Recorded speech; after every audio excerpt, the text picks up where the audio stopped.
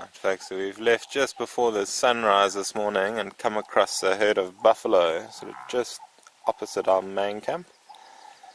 Having buffalo around is always exciting because the lions follow very soon afterward.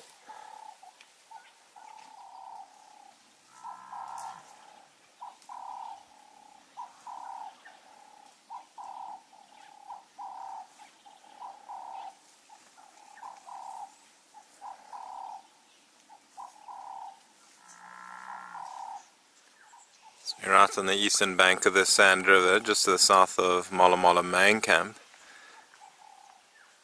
These buffalo, it seems, came down to drink opposite our camp last night, moved off a little bit and then settled down for the rest of the evening.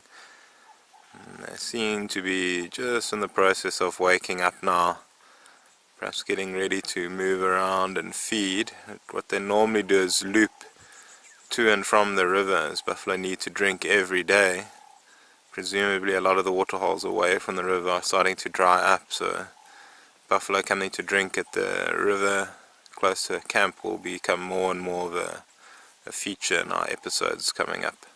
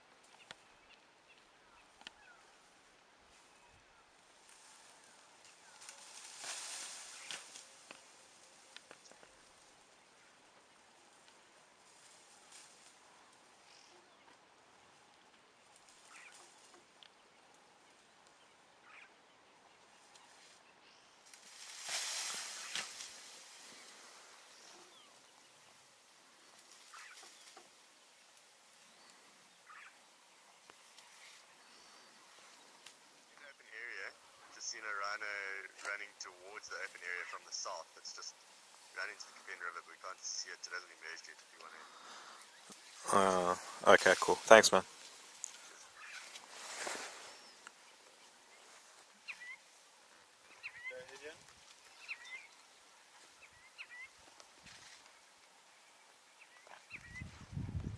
Morning everyone. We've been out this morning doing some APU patrols. And we've come across this beautiful female leopard. There's also a couple of hyenas in the area, and she does look pretty well fed. So I wonder if she might not have a kill in this area and she's just resting. This is the Imsachweni female. Her sons have featured quite prominently in this series, but this is the first time we've actually seen her.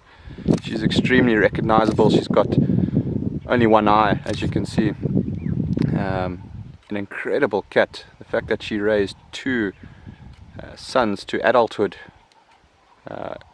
while coping with this disability, as well as keeping herself, you know, well fed.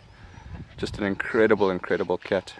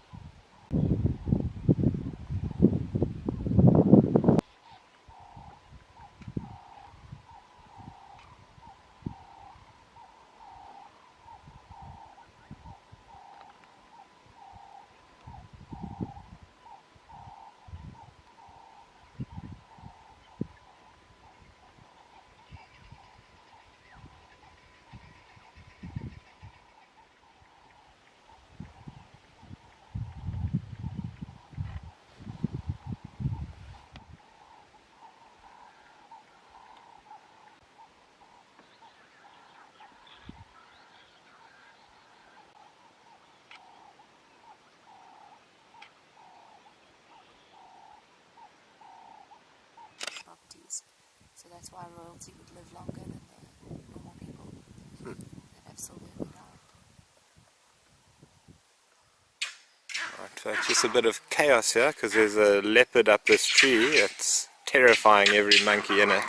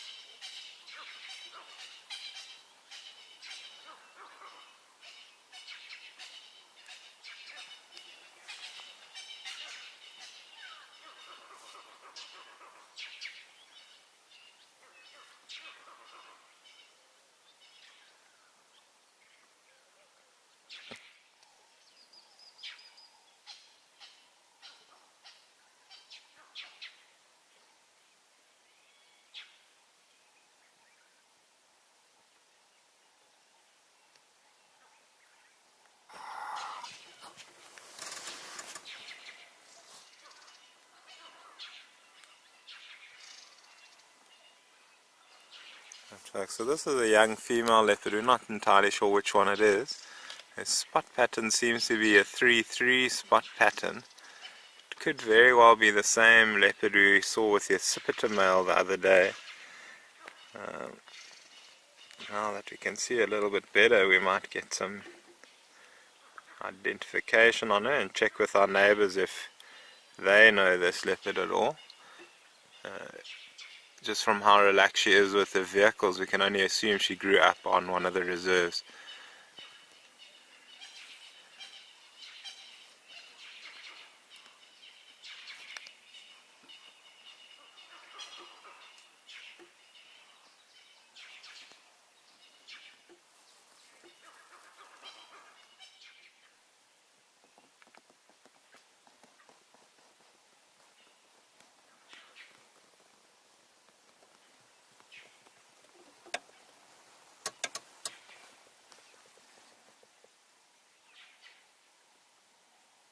This is the island female's territory, even though she doesn't really use it.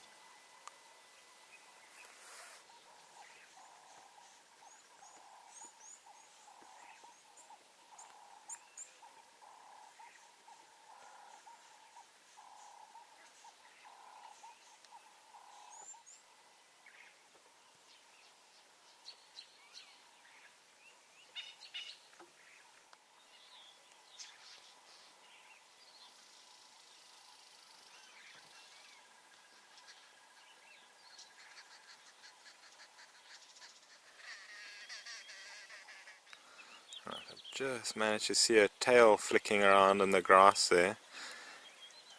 There's a head popping out. So the river here is fairly wide. Not sure she'll be able to get across it.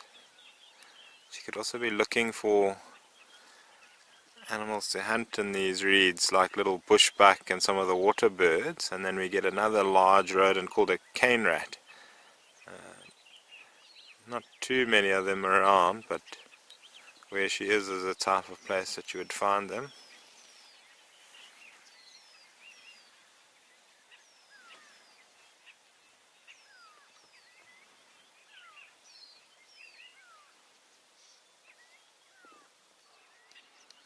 All better.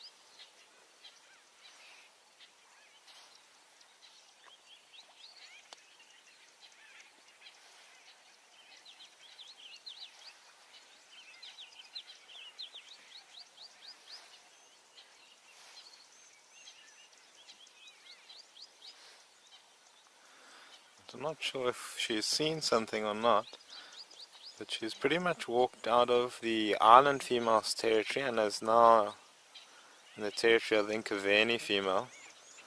It's quite possible this is a young leopard we know as the Plock Rock female, who is actually the daughter of the Nkaveni female. We can confirm that once we're back in camp, perhaps.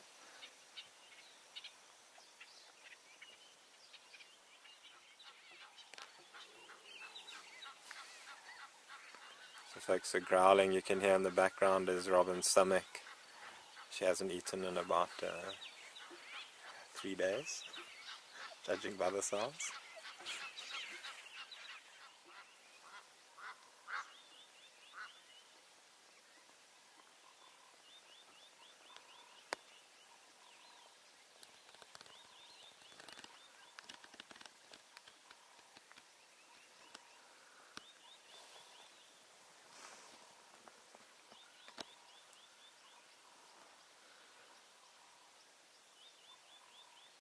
This afternoon, Liam and I have found ourselves in a vehicle together, and just outside of camp we had to stop for a bull elephant in our path, and we could hear some impalas alarm calling quite a ways off. So we made our way up to Piccadilly Pans, which is a pretty productive area, and we found the herd of impala that were grouped quite close together.